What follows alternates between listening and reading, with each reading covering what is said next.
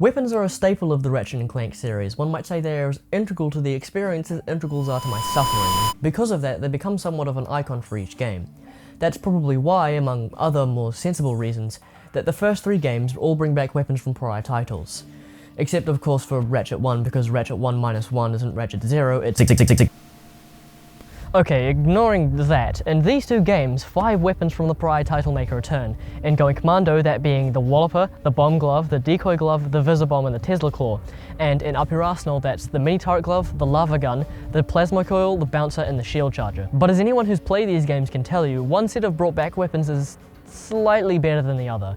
And by slightly, I of course mean that one set is useless, and the other is just a list of the best weapons in the fucking game. But why is that? Why are the weapons brought into Up Your Arsenal from Going Commando so much better than those brought into Going Commando from Ratchet 1?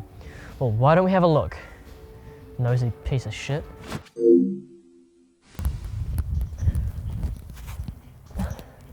The astute among you might be quick to point out that the weapons in Up Your Arsenal actually upgrade, while the ones in Going Commando don't. And that's why they're better, and well, yes, that is true. There is more at play here. For starters, the combat in Ratchet 1, for which Going Commando's old weapons were designed, is completely different from the updated combat of Going Commando. Combat in Ratchet 1 is slower and a lot more tactical, and that's due to your limited ability to dodge attacks, because the only way to be firing on an enemy is to be moving towards them. It's why weapons like the Pyrocenter or the Tesla Claw are so good in that game, because the ability to have a constant area of damage in front of or around Ratchet complements your moveset in that game. This creates combat where a tactical approach is advantageous, because limiting the amount of fire that you're taking will directly increase the amount of damage that you're able to put out. This does not hold true for Going Commando, as the ability to strafe, alongside generally tighter movement, encourages a more direct approach to combat, and as such, the weapons designed for this more tactical style feel out of place in Going Commando's faster paced action. There is no need to Visibomb enemies from afar when strafing with the mini rocket tube is more effective.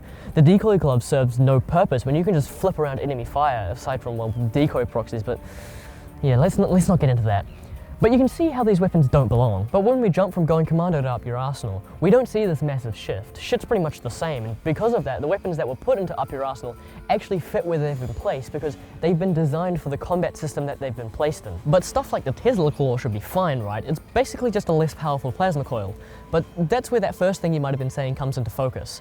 They don't fucking level. Okay, to Going Commando's credit, it actually does something really cool with its weapon upgrades, because it mimics the upgrades that you buy in Ratchet 1, with the mega upgrades in challenge mode that you buy mimicking the gold weapons that you buy in that game, even down to the alternate color of the quick select icon, even if it is a bit piss yellow. But just because it's cool doesn't mean it ain't gonna affect the usefulness of these weapons, because the power scaling of these old weapons is fucking whack. Especially during the late game, the damage output of these Gadgetron weapons gets totally outclassed by the other offerings from Megacorp, despite the fact that they start at roughly a similar level of power. These weapons' inability to upgrade hampers their ability to scale as the enemies do, which wasn't a problem in a game where the enemies didn't scale, but Going Commando has to scale the enemies in proportion to your scaling arsenal, and these weapons don't follow suit, causing them to lag behind. Up Your Arsenal decided that it didn't care about maintaining old leveling systems, and it just slaps on the 5-tier leveling system from the rest of the game onto the weapons from Going Commando. And their power actually benefits as a result. They're able to maintain a similar level of usefulness as the rest of your arsenal as the game goes on, because they level alongside them. But I don't actually believe that that's the main reason why Up Your Arsenal's weapons scale so much better. It's certainly a factor, but really I think that the larger reason is because Up Your Arsenal doesn't let you buy all of the weapons at once. This may seem like a small detail at first, but when you don't do this, all of the old weapons have to be at a power level that is equivalent to the point in the game of which they are introduced, because the player, at least theoretically, can buy them right then, and if they were at the power level of the late game, they'd turn the early and the mid game into a total fucking cakewalk. By spacing out what weapons you have access to, Up Your Arsenal is able to give you stronger weapons from Going Commando as the game progresses. Giving you stuff like the Bouncer or the Shield Charger on Aquatos would be insane, but because you can only buy that stuff in the late game, as late as Mylon for the Shield Charger, it doesn't have to compromise the power of the weapons that you'll get access to. It would be the equivalent of giving you the drone device or the Devastator right on Barlow, which would jump the gun on the mini rocket tube by 5 planets, so it has to limit what weapons you can buy, making them less effective in the long run. As a nice bonus, Up Your Arsenal has the kindness to change the weapons from Going Commando in small but substantial ways, changing the design of some stuff that didn't work and altering the numbers to make the weapons more balanced. There is the obvious one in the Lava Gun. Its upgrade changed from the Meteor Gun to the Liquid Nitrogen Gun. The Meteor Gun was a decent weapon. It actually shits out damage with a lock-on mod. I'm serious, this shit is fucking underrated, but it gives up the weapon's unique mechanic, the stream of liquid that it fires out. The Liquid Nitrogen Gun was created to change this, keeping the unique fluid dynamics that powered the gun before, and yes, I'm seriously calling this fluid dynamics. but changing it in a way that's substantial enough to warrant an upgrade, changing the burning effect to a freezing effect. There are some other more subtle tweaks, like the reduction of the bouncer and the shield charges ammo, given their substantially high ammo counts in Going Commando. The Tesla barrier especially breaking Going Commando as it was. By contrast, nothing has changed about the weapons from Ratchet 1. I mean it, nothing has changed. Ammo count, damage output, upgrades, weapon models, animations, nothing. Even the throwing physics, which, yes, is different from the throwing physics of the weapons designed for Going Commando, wasn't changed. It's what allows for this shit. So, Up Your Arsenal has better old weapons. They scale better, can be selected from a wider range, and fit the combat that they were in. So, let's go dunk on Going Commando, right? Well, slow down there for a second, because we haven't stopped to consider why the gadgets on weapons in Going Commando are the way that they are. Is it because the designers didn't know how to properly integrate them?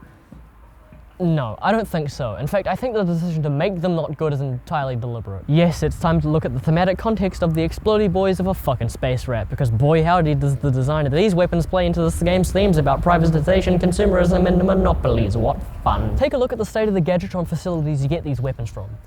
It's pretty fucked, and that's kind of the whole point. Megacorp is this massive monopoly that has taken over every facet of this galaxy, terraforming jungles into deserts, setting up shopping malls in dangerous swamps, turning deadly combat into entertainment.